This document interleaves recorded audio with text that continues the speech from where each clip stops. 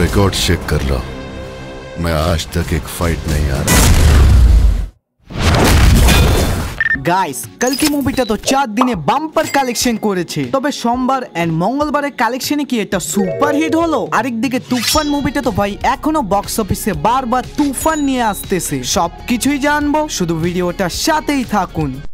প্রথমেই কথা বলি তুফান মুভিটা নিয়ে। ভাই যতই দিন যাচ্ছে ততই এই সিনেমার কালেকশন ড্রপ হওয়ার জায়গায় আরো ইনক্রিজ হচ্ছে, এবং অনেক লোকজন ভাবছিল এটা একটা বাংলা সিনেমা, তাই বাইরের দেশে হয়তো ফ্লপ হবে। বাট আপনাদেরকে বলি, এটা বাইরের দেশেও রেকর্ড ব্রেক কালেকশন করতেছে, কারণ মুভিটা স্টোরি লাইন রায়ান রাফি এমন ভাবে তৈরি করেছে যে মুভিটাকে যেই দেশেরই অডিয়েন্স দেখুক না কেন একবার দেখে কখনোই সন্তুষ্ট হতে পারবে না। তাই তো বাংলাদেশের সাথে সাথে বাইরের দেশের দর্শকরাও মুভিটাকে বারবার হলে গিয়ে দেখতেছে। তবে এখন আসি কালেকশনে, যেখানে 12 দিনে মুভিটা গ্রস আয় করে 28 কোটি, তার সাথে গতকাল মাল্টিপ্লেক্স থেকে আয় করে 46,53,000 টাকা, এবং 15 দিনে টোটাল মাল্টিপ্লেক্স থেকে আয় 8,82,00,000 টাকা। তবে আজকে মুভিটা বাংলাদেশ থেকে আয় করতেছে 90 লক্ষ। তাছাড়াও মুভিটার আজকের বাইরের দেশের কালেকশনে একটু গ্রোথ দেখা যাচ্ছে, যেটা হলো 1 কোটির মতো, এবং এর সাথে তুফান মুভিটা 16 দিনে টোটাল কালেকশন করতেছে 37 কোটি টাকা। আর ভাই এই সিনেমাটা যদি কোন রকম ভাবে 50 কোটির উপরে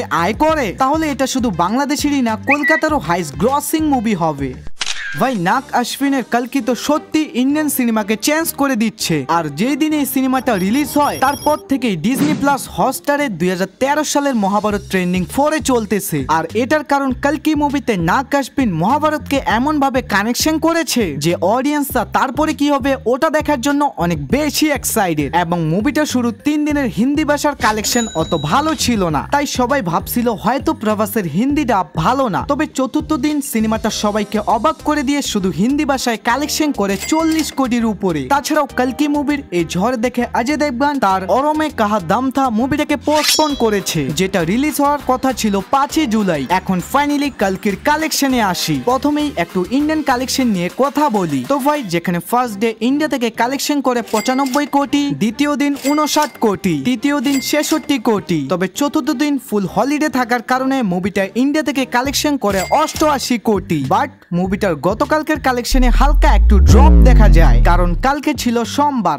অর্থাৎ স্কুল কলেজ সরকারি চাকরি সবকিছু খোলা। তবে তারপরে মুভিটা স্টিল দাঁড়িয়ে ইন্ডিয়া থেকে কালেকশন করে 34 কোটি 60 লক্ষ রুপি, এবং এই সবকে যদি এখন টোটাল করি তাহলে 5 দিনে অল ইন্ডিয়া গ্রস কালেকশন 343 কোটি, আরেকদিকে হিন্দি গ্রস 128 কোটি। বাট এখন কথা বলি আজকের কালেকশন নিয়ে। তো ভাই আমি যখন ভিডিওটা বানাচ্ছি তখন মুভিটা কালেকশন করেছে 27 কোটি 65 লক্ষ রুপি। তবে আপনি যখন এই ভিডিওটা দেখতেছেন তখন হয়তো আরো কালেকশন ইনক্রিজ হয়েছে, এবং এর সাথে মুভিটা নিজের 6 ডের আয় নিয়ে 700 কোটির ক্লাবে জয়েন হবে, কারণ হিন্দুস্তান টাইম অনুযায়ী মুভিটা 5 দিনের মধ্যে ওয়ার্ল্ড ওয়াইড গ্রস কালেকশন করেছে 625 কোটি রুপি। আর অনেক ট্রেড অ্যানালিস্টরা এটাও বলতেছে মুভিটা আজকের কালেকশন নিয়ে সুপার হিট হবে। বাকি আপনাদের এই দুইটা মুভির মধ্যে কোন মুভিটা ফেভারিট অবশ্যই কমেন্ট সেকশনে জানাতে ভুলবেন না। আর ভাই এইভাবেই ডেইলি কালেকশন আপডেট পাওয়ার জন্য এখনই আমাদের চ্যানেলটাকে সাবস্ক্রাইব করে রাখুন। Bye bye, love you all guys.